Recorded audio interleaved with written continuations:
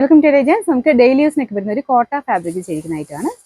നമുക്ക് ഫസ്റ്റ് വരുന്ന ഇതാട്ടോ. ഇന്നത്തെ ഇതിൻ്റെ അകത്ത് മൊത്തം എല്ലാം ഒരു വൈറ്റ് ഷെയ്ഡിലാണ് ചെയ്തേക്കുന്നത്. ഈ ഒരു വൈറ്റ് എന്ന് പറയുന്നത് നമുക്ക് എപ്പോൾ വേണം യൂസ് ചെയ്യാം കേട്ടോ. അത് എപ്പോഴും മൂവിങ് ഉള്ളൊരു പാറ്റേൺ ആണ്.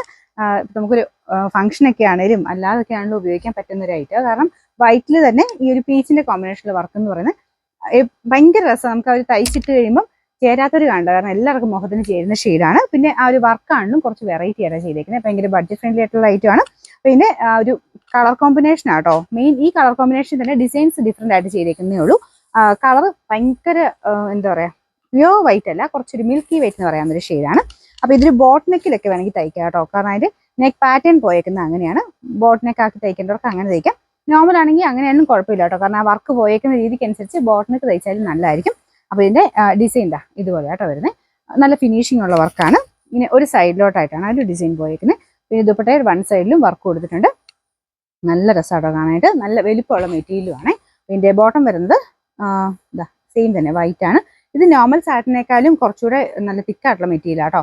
കുറച്ച് ബ്ലെൻഡ് ചെയ്തിട്ടാണ് ചെയ്തേക്കുന്നത്. ഭയങ്കര ഗ്ലേസിംഗ് ഒന്നുമില്ല. അപ്പൊ അങ്ങനെ സാറ്റിൻ ഭയങ്കര ഗ്ലേസിംഗ് ആണ്. അങ്ങനെ അത് ഇഷ്ടമില്ലാത്തവർക്ക് നല്ല ഐറ്റാ.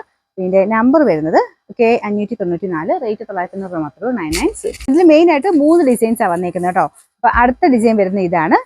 അപ്പൊ ഇത് ശരിക്കും ഒരു 2000 എബോ റേഞ്ചിൽ വന്നിരുന്ന ആ സെയിം പാറ്റേൺ തന്നെ വർക്ക് തന്നെയാണ് കൊടുത്തേക്കുന്നത്. പക്ഷെ അതിനേക്കാളും തിക്നെസ്സും ഇതും കുറച്ചിട്ടുണ്ടെന്നുള്ളതേ. പക്ഷെ പെട്ടെന്ന് കണ്ടു കഴിഞ്ഞാൽ ആ കൂടിയതിന്റെ അതേ ലുക്ക് തന്നെ ഇതിന് കിട്ടും കേട്ടോ. അപ്പൊ ഞാൻ പറഞ്ഞില്ലേ, ഈ ഒരു പ്രൈസ് റേഞ്ചിൽ അത് എന്തായാലും റീസണബിൾ ആണ്. ദുപ്പട്ടയ്ക്കകത്തെ വർക്കും ഒക്കെ നല്ല ഭംഗിയാണ് കാണാൻ. മെറ്റീരിയലും നല്ല കേട്ടോ.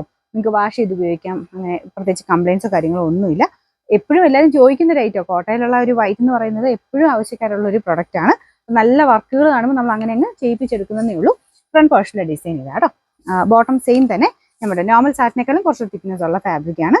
ഇതിന്റെ നമ്പർ K595, റേറ്റ് 990. ഇതിന് 3 ഡിസൈൻസ് ആണ് വന്നേക്കുന്നത്. അപ്പൊ ഈ ഒരു പാറ്റേണും എല്ലാവർക്കും തന്നെ ഫേവറേറ്റ് ആട്ടോ. അതുകൊണ്ട് തന്നെ നമ്മൾ ഫസ്റ്റ് കാണിച്ചതുമായിട്ട് ചെറിയ വേരിയേഷൻ മാത്രമേ ഉള്ളൂ.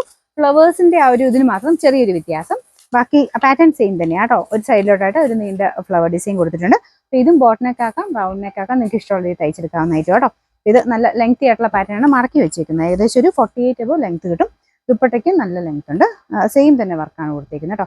മൊത്തത്തിൽ കാണാൻ തന്നെ ഒരു അടിപൊളിയായിട്ടുള്ള ഒരു ഐറ്റമാണ്. നമുക്ക് ഇങ്ങനെ കാണുന്നതല്ല കേട്ടോ. ഇതൊക്കെ തയ്ച്ചിട്ട് കഴിഞ്ഞാൽ ഭയങ്കര ബ്യൂട്ടിഫുൾ ആണ്.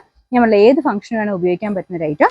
ഇതിന്റെ നമ്പർ വരുന്നത് N408, റേറ്റ് 990.